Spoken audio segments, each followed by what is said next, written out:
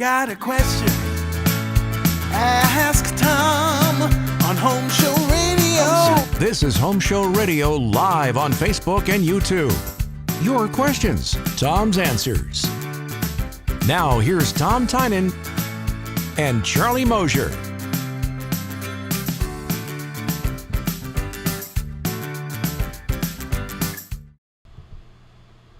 And here we go with Home Show Radio Live right here on Facebook. I'm Tom Tynan, answering your home improvement questions that come in from our website, or you can ask right here. I know it's the last day of the year. We're going to say goodbye to 2020. You guys can fill in the blank on that one.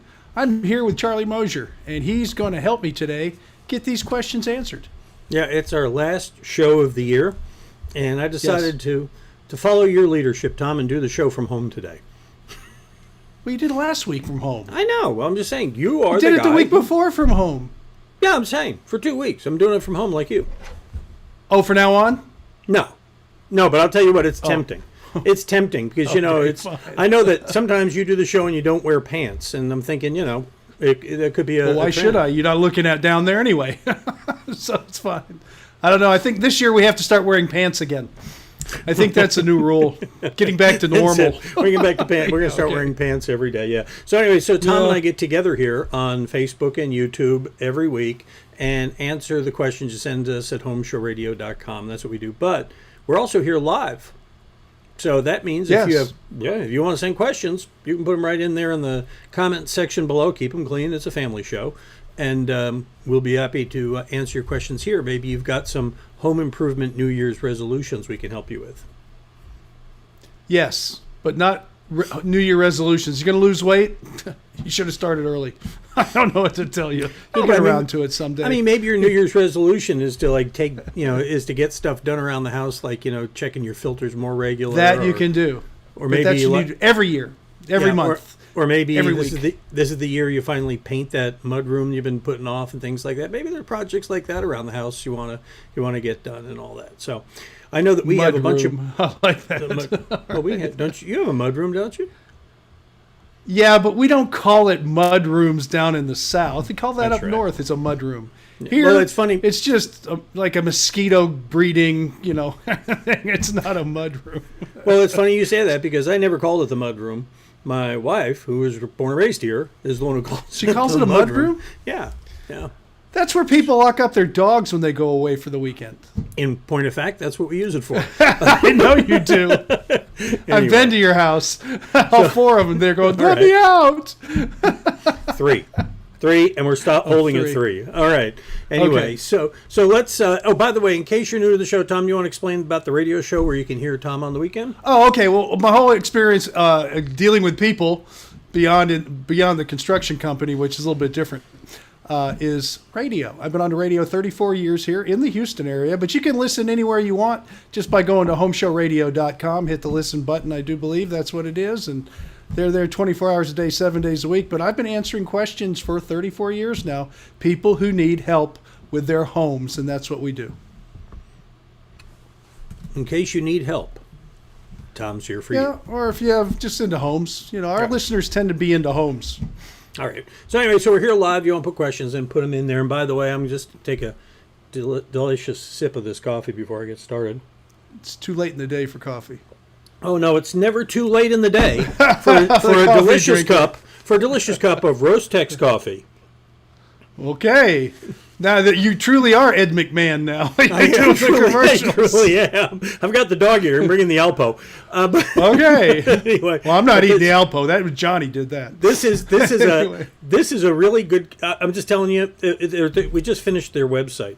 Zach just finished taking their website live, and they're selling the stuff live.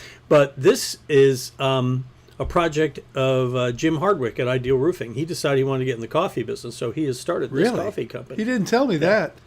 Because I have not been drinking coffee. Let me make sure the product shot is not focusing. Here. It's not too focusing close. For some reason. Yeah, it's now you got it. There you go. All right. You got the glare. No, you're a terrible commercial guy. All right, Jim. I pimped it out. I get more free coffee now. All right.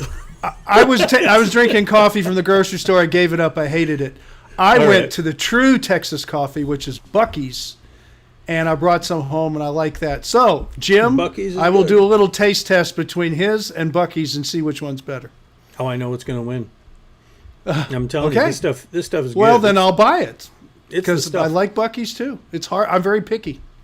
Let's get to the questions here. Yes. First question comes to us from Pittsburgh, Pennsylvania. That's where we find Trevor, and he says that his house was built 100 years ago. So it's a relatively new house in Pittsburgh. Anyway, That's true, actually. He says they recently found out a 500 square foot addition was incorrectly built and sinking in one corner, causing step cracks all around the bricks. My choice is to either reinforce the foundation with push piers at a cost of about $18,000, or completely demolish the structure due to the expense and completely fix it for about $50,000 or more. What's your advice on this, Tom? His choices are right. You can try to fix it with $18,000. There will be no guarantees. Nobody's going to guarantee it. Here's the problem: when you do something wrong, and you try to do something to make it right, especially when it comes to foundations, but it happens to do with framing, with all kinds of stuff, it tends to be a losing battle. But to give a good example, in the Houston area, we have foundations fail all the time because of a lot of different reasons I won't go into here. But putting piers underneath will make it stop moving. And if you can just stop it from moving, then you can fix all the other stuff and it'll be fine. Because that's all cosmetic, believe it or not. That's not the true structural problem. So I would, if it was me, if I felt I knew a company personally that I really knew that or felt strong and confident that they knew what they were doing, I would go with the piers to see if it would work. I think you have a good chance of stopping any movement and then fixing all the bricks and stuff. That's actually a small part of what you're going to have to go through. It's stopping the movement, so I would try that first. But those are your two options. There's nothing in between. You can try, or the only guarantee is to rebuild it all brand new again. And of course, you can see the expense. And quite frankly, I think it'll be more than $50,000 when you're all said and done. Especially with today's prices, Charlie. I want to throw that out. As of 2021 right now, prices in the last few months have been slowly skyrocketing, if that makes any sense. And it's going to keep going up for the at least next 6 months that I've been told. Two thoughts on what you said there, Tom. First of all, Yes. he should probably plan a pretty broad time span on this because of the availability of materials. I know there's been a lot about Yes. material shortages these days. And the other thing is, in choosing that foundation repair company, he wants to make sure they're in Pittsburgh. So obviously, Yeah. we can't recommend Due West, which we would if they were down here, right? But this is a company you're going to be married to for the life of that house, because whatever warranty they have on it will only be covered as long as that company does work on the house in the future. When somebody goes in to fix something that's been done really wrong, you're not going to get a strong warranty, and you can read them because there'll be different situations where they're just not going to cover it. So get very clear on what kind of warranty you have. And the other part of the warranty is this: will it transfer at sale of the house if you ever want to sell it? A lot of people say, oh, I don't care about that. I'm going to own this house till I die. Well, somebody's going to have to sell it someday. It might be your family members, and they might say have a few choice words for you, leaving them something that they can't sell properly. You've got to really take a close look at it and then make your decision on that. But it is a little bit of a gamble, no matter how you do it. All right. Next question. We go to Gulfgate area here in Houston. Lisa says, I have 105 wood siding on my pier and beam home, and she plans to replace some rotted boards, and she's thinking about going back in with some tandem stacked stone composite siding panels on the bottom to keep moisture away from the home, and then continue with the 105 siding further up. Do you think it'd be better, she asks Tom, to use real stone or stone veneer rather than the composite stone? What would be your advice? Composite stones, depending how they're made, it's a big word, but composite materials of all kinds, they're all very good, and in some cases they're better than the original. Some of the composite products I've used when it comes to stones or brick panels, they actually hold up better in the weather than natural stone. Natural stone needs a lot of maintenance. It needs to be cleaned. It needs to be sealed. Natural stones, they wear pretty. A natural stone, I'm trying to figure out how to put this, is only as strong as the Earth made it. Yet man-made stone can be stronger and more durable because, and that goes with synthetic woods and stuff too, because we have an opportunity of making it stronger than Mother Nature did. But either way, the big challenge I see you having here is if you're going to use a real stone and you don't have a brick ledge or a stone ledge for it, I'm not sure how they're going to detail that. But as far as that goes, if you want to just put a wainscot of stone on, and the composite stone's a good proven product and not something that's brand new on the market, I don't have a problem with it. In fact, in some ways, it's better. I guess I love the look of that stacked stone. I think it looks really nice there on the Stacked stone's detail. great, but you got to stack it on something. And Well, if you there's have that. a house that doesn't have a ledge, how are you going to that's stack true. it up? Well, I think it's what she's it's like brick veneer. So if it's going to be put on directly to the framing, that's different. It depends on the application and how it goes on. I think, let me go back to her question here for a second, because it says here she's using a composite siding panel on the bottom that would Right. look like So stacked. that's going to go against the structure. So it's truly not a stack stone. Right. It looks like a stack stone. So I'm getting two different I don't know, words about what it is. And if it's Yeah, a I true know, I'm stacked with you. stone, it's stacked. What's that? No, I'm with you. I hear you. No, it's Yeah, that's- so I got to cover both. I got to cover both bases. Okay, fair enough. All right, I got a question here from CJ. He's watching us. He's just wrote in. He says, where Hardy meets stone exterior to roof line, the mortar has broken away, leaving gaps, and the gaps are too large for big stretch caulk. What should I use? What was the beginning when Hardy meets what? Well, he said, let me bring it back up here. He says, where Yeah. Hardy meets, and actually I'm going to make this, let me fix this while An I'm at this here. exterior. Do a little formatting here on the show on the fly here. Hi. He says, where the Hardy meets the stone exterior at the roof line. He Okay. says, If- the mortar, he says, doggone it, this thing's timed, it gone one way I'm again. No, It's broken I away, think- leaving gaps. Right. If you have a wood product that meets a masonry product, there's what's called a freeze board that goes on. The way the question is written, it says when the Hardy meets it. So I started to think that the Hardy was on the bottom. Stone's going to be on the bottom. Then above that, what it's going to do is it's going to transition into a wood siding or a Hardy type siding, which it looks like a wood siding. So the transition's the same. And what you end up having is what's called a freeze board. It's a board that goes along the bottom of the siding section that overlaps the stone. So you don't have any mechanical connection to it. It's actually like a skirt board that goes over the top. So that way the Hardy will move one direction, or the wood will move one direction, and the stone will do its own thing too. But you never see it because it's got a skirt in front of it. So what he would needs you- to look up. I don't know how else to explain it. You need to look up the word freeze board and see how it works. There's different types when stone or brick, any kind of masonry meets a wood or wood lookalike product.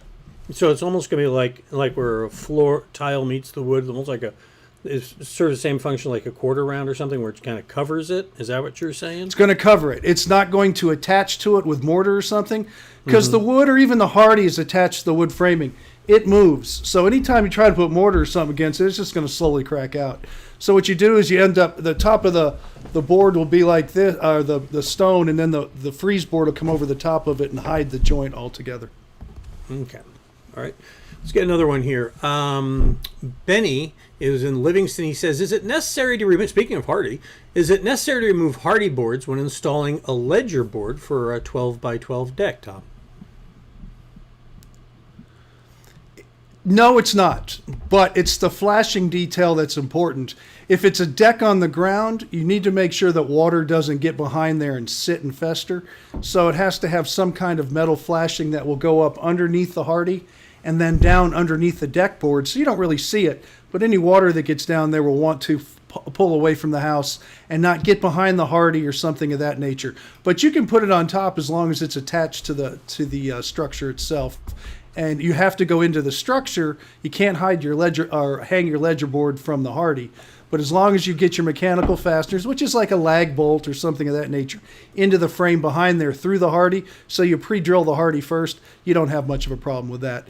But you do have to watch your flashing details with any kind of connection of a deck or a roof over the deck or a patio or anything like that. Those connections have to be flashed properly.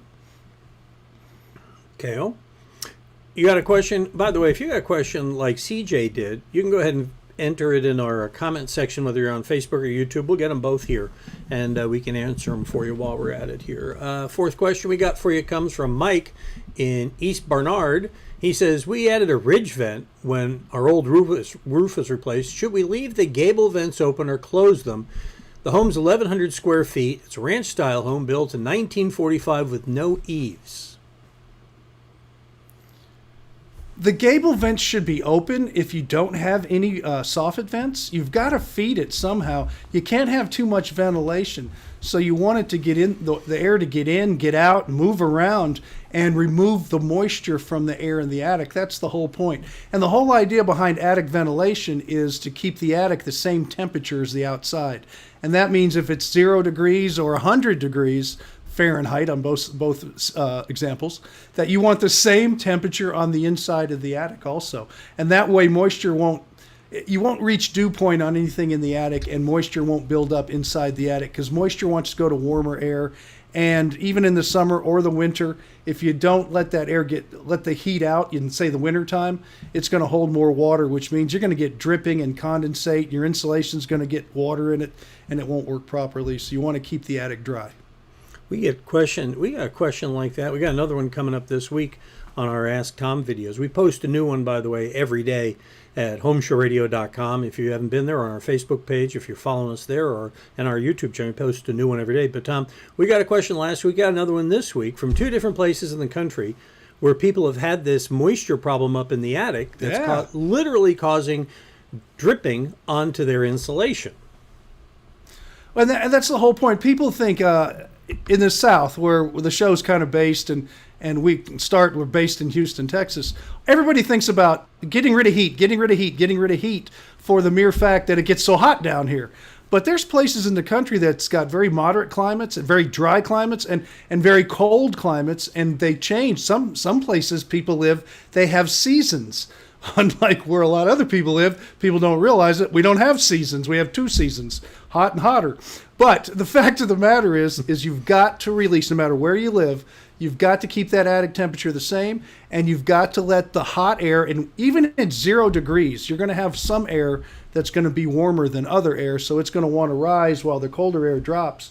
And as it rises, it's a sponge that collects water and takes it to the outside. And as long as it doesn't have somewhere to sit and not go anywhere, but just sit there a while and sit on a surface like, say, a metal can or something. I always use that as an example. It's the easiest thing, like a Coke can outside, and it starts to form condensate. You get water all over it. You get droplets of water.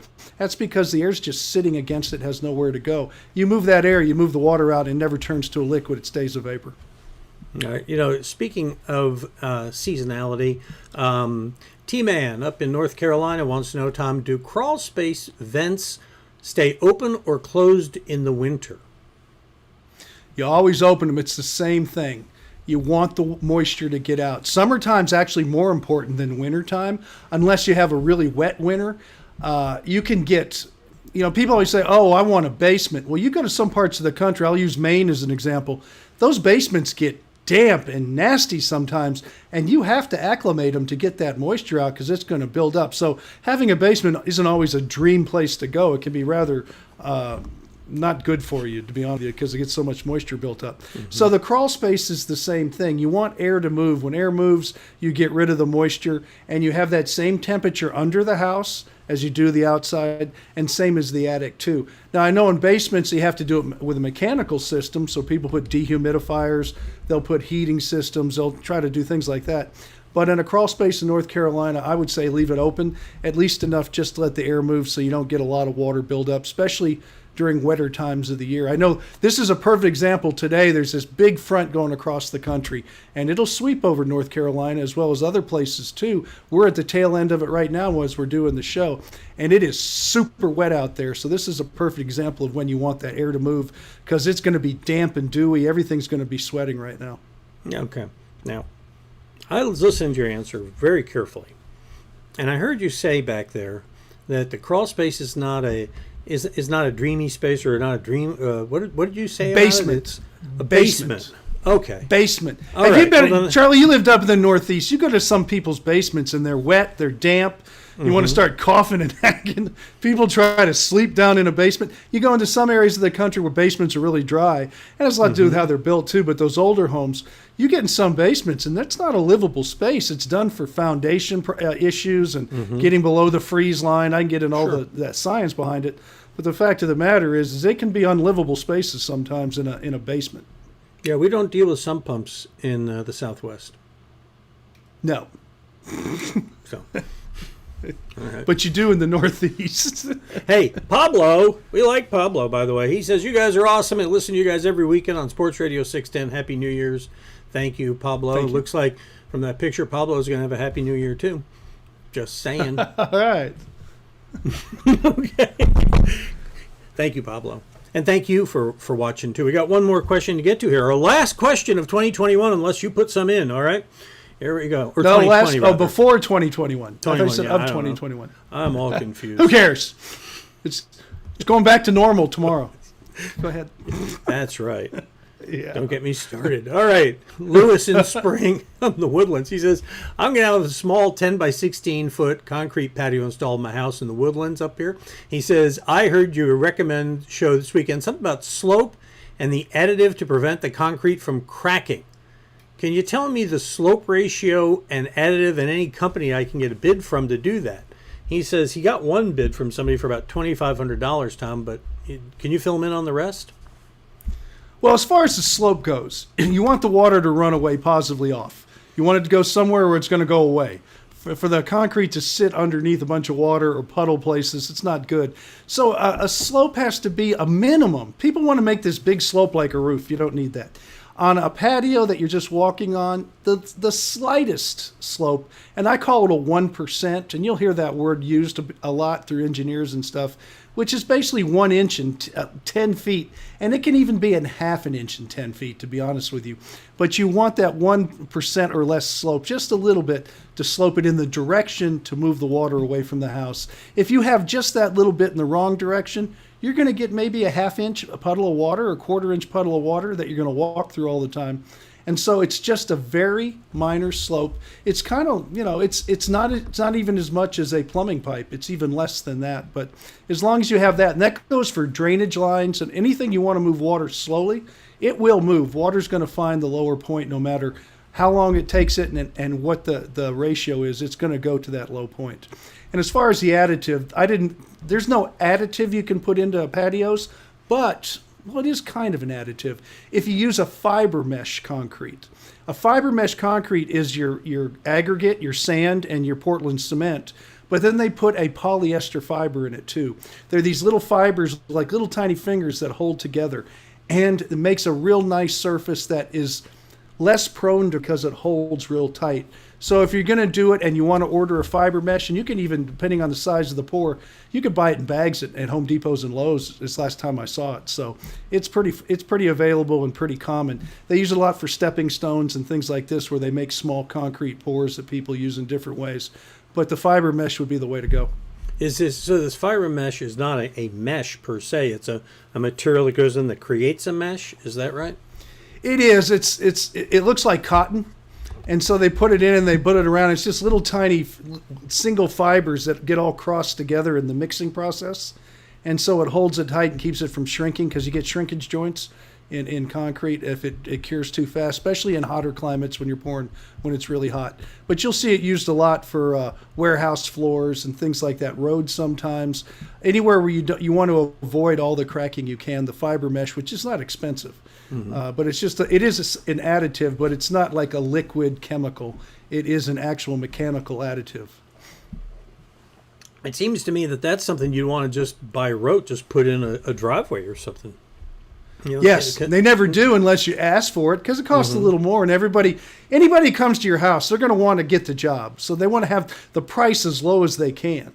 And so they're not going to start putting a bunch of things in there and say, hey, look at our price. We're 20% more. You want us to do it? Because people say, heck no. So it's all in how you sell it to the clients. Okay. I think about what they say at NASA. What is it that they're riding into space on a rocket built by the lowest bidder? That's right. And I've seen that used in many different Facebook memes and things like that. But if I even use that word right. But as far as it goes, you don't want to be sitting ladies on the and gentlemen, hold on just a minute. Stop the show. Tom Tynan just made an internet reference. Yeah, but was it the right way? My kids say I always use the words wrong. So No, I just stay away from all of them. You were spot on with this one. You got it. You nailed it, Tom. All right. Okay. Well, that's for all my Facebook Live lookers. Okay, thank you. There you go. There you go. You know, it's one good reason to have kids is they keep you young and hip. So, and broke. Let's see. Sandra. Yes.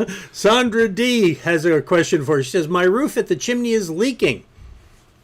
What should I be looking for?" I assume what she's saying, Tom, is how do I track down the leak? What's your advice on that? Well, if you get a leak at the chimney, it could be the chimney. If you get a leak at your roof at the chimney, it could be the roof. So I'm not going to say, oh, just look for this and that's it. I mean, it's hard to find leaks, and that's why you get roofers or chimney sweeps out to go ahead and, troubleshoot it. Usually what you do is you start with a roofer. And if a roofer comes out and says, well, it looks like it's your chimney, and they'll give you some kind of explanation where it's the crown or the brick needs to be sealed or something of that nature, they'll refer you to a chimney sweep who takes care of the chimneys. But you usually start with a roofer to make sure it's not the counter flashing or the flashing, or you have even a more severe problem on the roof, but they don't deal with chimneys. And that's where you have two different contractors, and you have to find out which one's going to fix the leak. But for me or anybody to say, just go up there and look at point A and that's it, I don't know where it's leaking, but please get it fixed. Don't ignore it, because it can cause a huge amount of damage. And this is when you call in someone that does this every day for a living.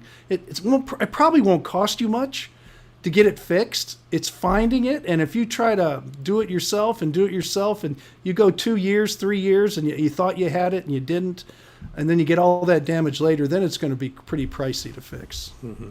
As many times as I've heard Tom say, if you want to figure out to put your finger in it, this isn't one of those cases. No, that's more for plumbing and bathrooms. Oh, okay. All right. If you want to know if it's wet, stick your finger in it. Stick your finger in it, yes. Yeah. And I don't know how else to tell. I mean, that's just, I don't mean to be dirty or anything. No, people say, no. Tom, don't say that. No, it's you. Somebody said, is it wet? I said, I don't know. Stick your finger in it. You'll find out. It'll feel wet. There's never a double entendre around. No double entendres. We barely have single entendres around here. Okay. But anyway. I'll just smile because I don't know what that means. Yeah, that's right. It's French or something. I don't know. Anyway, it's French, so only it works 3 days a week. But if Sandra is here in the Houston area, of course, we'd recommend our home show. Oh, Ideal Roofing. I didn't know because you didn't tell me where, so I don't know. Just throw stuff out. Well, when they come in from our comment section on YouTube and Facebook, we don't know where they are. Right, so I'm just saying, on the off chance you are in the Houston area, Sandra, you want to call Ideal Roofing. You can find them, by the way. Let me go over and show them here, right over here on the Home Show Pros section here at HomeShowRadio.com. You know, you can find them, scroll down. We keep all of our Home Show Pros cleverly concealed here on the home page.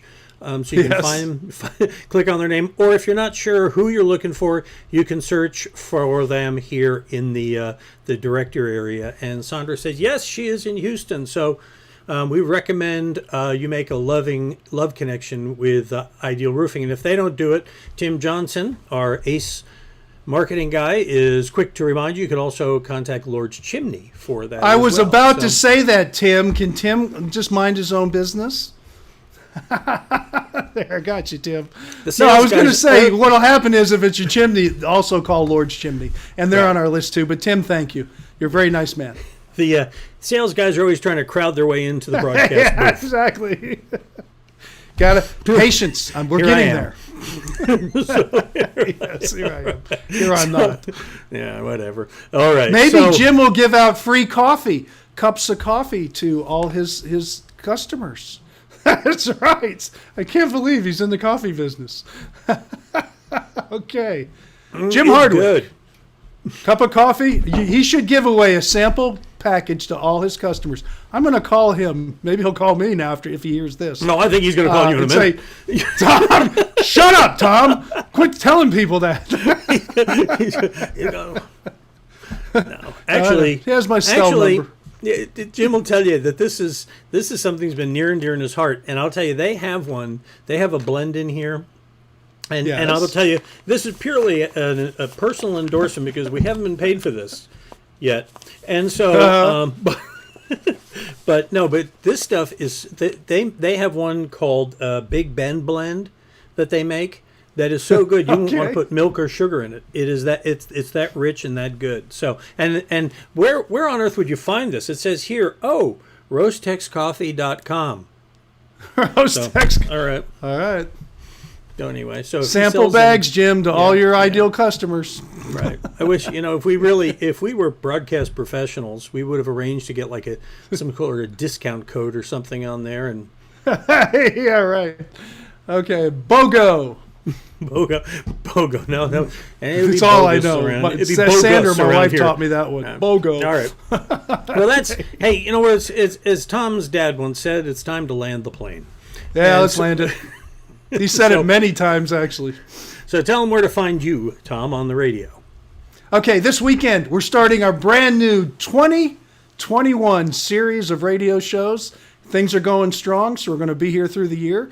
And it's Saturday 9 to noon and Sunday 8 to 11. And there'll be no more early shows until football season, which is really far away, so we don't care about that right now. And we're back to 6 hours every weekend. And you ready to put up Danny? There you go. 9 to noon Saturday, 8 to 11 Sunday. And then before me on Saturday is Danny Milliken, the garden expert, and he knows his stuff. Nice guy, has a group of people. Charlie will explain what they are because I always get it wrong, but there are garden pros and there are nurseries all over the Houston area. Operated nurseries in and around Houston. Hey, David, thank you for watching us here today on New Year's. He says he listens every Sunday morning on his way to church, which is great. Thank you, Because David. I do the You Sunday. guys have a good, safe holiday. David, I do the Sunday morning early edition with Tom before I go to church. So that's the deal. Yes. So anyway, hey, And I made a deal with God 34 years ago that Hey, I got to he's- get missed church because I got to be on the air, so it's a church of Tom. I say a little prayer before He I go wants on. to know, by the Okay. way, what's the best time of year, Tom, Yes. to paint the exterior of his house before we check out here today? That's fine. Not today. Okay. No. The reason I say that, and I say that jokingly, is I was looking for a project today because I'm stuck home bored, and I was going to paint the door of my garage, the exterior door, not the big one, the one I walk through. And I touched it with my hand, and it's really dewy. You don't want to do it, obviously, when it's raining, so that's an obvious thing that David already knows. But your temperatures should be somewhere between 50 and 90 degrees. It's a surface temperature you worry about. If it's in the summertime, you can go ahead and paint in the shade. As long as you give it an hour or so to set up, you're fine. So really, any day that's not raining in the Houston area, you're in good shape unless you're going to be painting directly in the sun and it's in August and it's really hot. Then you probably want to avoid that because the paint dries out too quick and doesn't cure. But for the most part, it's surface temperature and you want it dry. And so this is a great time of year to paint, except on days like today when we're sitting in the middle of a swamp. Yeah, today would be a perfectly good day to go brew yourself a cup of... Okay, I'll stop. All right. No, stop. No more But coffee. you know what? All That right. question is more pertinent. No, that's a good question. That question is more pertinent to people in North because you can't paint when it's freezing. When it goes Right. down around below 50 or 45 degrees, the paint doesn't have a chance. It'll just stay sticky and nasty the whole time. So for the Houston area and all of South Texas and a huge part of the country for that matter, we don't really have a big issue at the time of year as long as it's dry out. But in some parts of the country, they have to be really careful because of the cold weather. True that. Yep, All right, hey. just that way it is. But, now that we're on final approach here to wrap this thing up, I just want to add one more thing. We love getting your questions, and thank you for making this year such a great year. We this for Home Show Radio. There's a lot of work done around houses this year. We're really thrilled that you trusted us for advice and that you trusted our Home Show pros to help you. And remember, they're around and available to you anytime. You can find them on our website there at homeshowradio.com. Now, if you would like to get a question to us, we post new ones every day. In addition to these, at by the way, David says he's thinking about doing it in the spring. So good. It's back to the rain because we can get some springs that never stop raining. So just watch the rain in Houston, and besides that, spring is fine. Fair enough. Now, you want to get us questions, go ahead, visit homeshowradio.com and click on that blue Ask Tom button right in the middle of the page. You can fill it out. And when you get there, you can send us either a form, answer a question, attach a picture even if you want, or you can go, if you want to get real creative, you can send us a video, because there's a link there where you can do that. So anyway, so that is the deal. Appreciate y'all being with us. Janice, thank you for being with us here today too. Appreciate you being out there. Appreciate everybody joining us and making these broadcasts so much fun. We will be back to start it again next Thursday at 4 o'clock live here on Facebook and YouTube. And in the meantime, you can find answers to your questions at our website at homeshowradio.com. Have a happy new year, Tom. Thank you. Hello, 2021. Got a question? Ask Tom on Home Show Radio. Home Show Radio. Free advice from a pro who knows. Home Show